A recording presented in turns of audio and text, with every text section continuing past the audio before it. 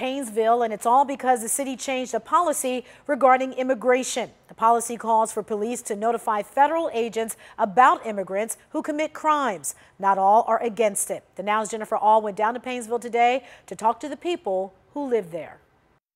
Well, this policy has a lot of people talking. Many residents packed City Hall here last night at the City Council meeting, talking for more than 1.5 hours about their thoughts on this controversial policy. Maria Flores is an immigrant and American citizen. The first time I saw it, I was like, wow. And I think a lot of people got upset. I got upset.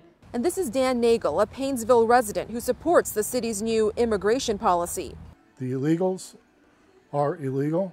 The immigration policy was issued in March. It states that Painesville police are to report immigrants who are charged with offenses for drugs, violence, or drunk driving.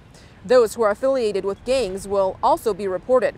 Maria says she doesn't understand why there is a need for this type of policy in Painesville. I don't think in Painesville there's bad people or bad Mexicans that come here. Maybe in a big city. However, Dan says America should learn from the mistakes of other countries. Crossing the borders illegally without knowing them or anything like that, without being vetted, then there is a problem. We have to keep control.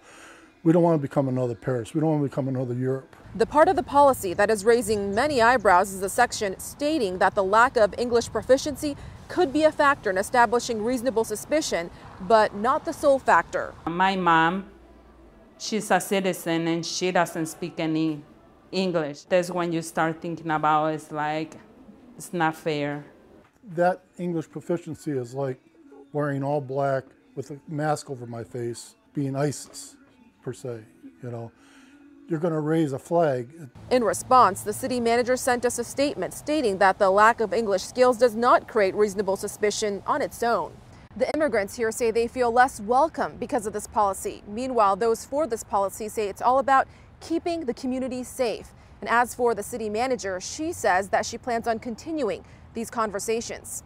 In Painesville, I'm Jennifer Auh reporting for The Now Cleveland. And even though it's not a sanctuary city,